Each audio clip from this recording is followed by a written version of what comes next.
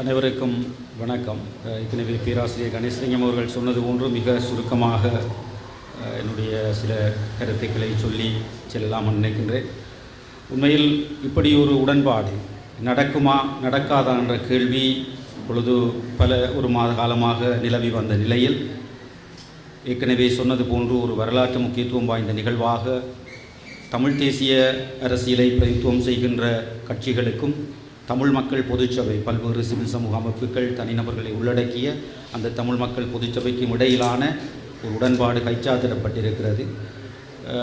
ஆகவே தமிழ் பொது வேட்பாளர் இந்த ஜனாதிபதி தேர்தலில் ஒரு தமிழ் பொது வேட்பாளர் நிறுத்தப்படுவார் அல்லது நிறுத்தப்படுவாரா என்ற சந்தேகங்களுக்கெல்லாம் ஒரு முற்றுப்புள்ளி வைக்கின்ற வகையில் இது அடுத்த கட்டத்தை நோக்கி செல்லும் என்ற ஒரு செய்தியை இந்த வரலாற்று முக்கியத்துவம் வாய்ந்த இந்த உடன்பாடு சொல்லியிருக்கும். அதுதான் இந்த உடன்பாட்டினுடைய முக்கியத்துவம். உண்மையில் இந்த அரசியல் தொடர்பாக எல்லாம் நாங்கள் இதில் அதிகம் பேச வேண்டியதில்லை. அதை தொடர்ந்து நாங்கள் இனி வரப்போகின்ற சந்திப்புகளில் பேசலாம்.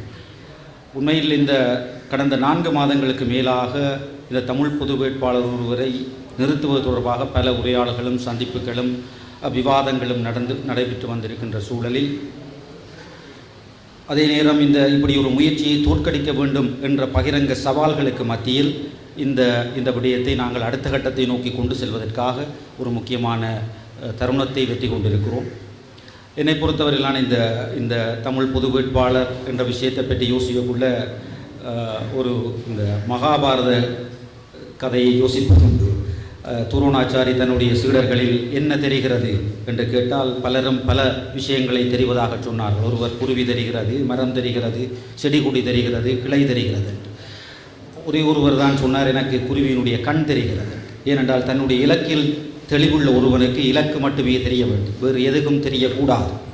ஆகவே அந்த வகையில் இப்பொழுது எங்களுக்கு இந்த தமிழ் தேசிய பொது கட்டமைப்புக்கு தெரிய வேண்டிய ஒரே ஒரு இலக்கு தமிழ் பொது வேட்பாளரை நிறுத்தி அவரை நோக்கி 90% மேற்பட்ட தமிழ் மக்களுடைய வாக்குகளை குவிப்பதாகும். அது ஒன்றே நமது இலக்கு. அந்த இலக்குக்கு நாம் எவ்வாறு இனி வரப்போகிற நாட்களில் வேலை செய்ய போகின்றோம் என்பதுதான் எங்களுக்கு முன்னால் இருக்கின்ற மிக பிரதான சவாலாகும். இந்த சவாலை நிச்சயம் வெற்றி கொள்ள முடியும். ஏனென்றால் இத்தனை கட்சிகள், இன்னும் வர இருக்கின்ற கட்சிகள், இதோடு இணைந்து வரக்கூடிய தனிநபர்கள், ஏராளமான அமைப்புகள் எல்லாம் சேர்ந்து அதை செய்ய முடியாவிட்டால் நாங்கள் அரசியல் பற்றி பேசுவதிலேயே அர்த்தம் கிடையாது. பேசாமல் அவருடைய வேலையை பார்ப்பதே சிறந்ததாக இருக்கும். ஆகவே அதை எங்களால் நிச்சயம் முடியும்.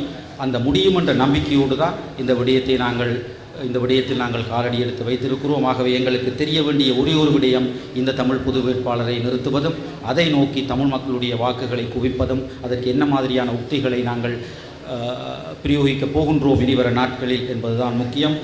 உண்மையில் இது ஒரு தமிழ் மக்களுடைய மனச்சாட்சி சார்ந்த விடயம் என்ற அந்த செய்தியை தமிழ் மக்கள் மத்தியில் கொண்டு செல்வதில் நாங்கள் வெற்றி பெற்றால் 90% தமிழ் மக்களுடைய வாக்குகளை வெற்றி கொள்வது அல்லது ஒரு இடத்தை நோக்கி குவிப்பது பெரிய காரியமல்ல. அதை எங்களால் செய்ய முடியும் என்று நாங்கள் நம்புகிறோம். எல்லோரும் இணைந்தால் அதை செய்ய முடியும்.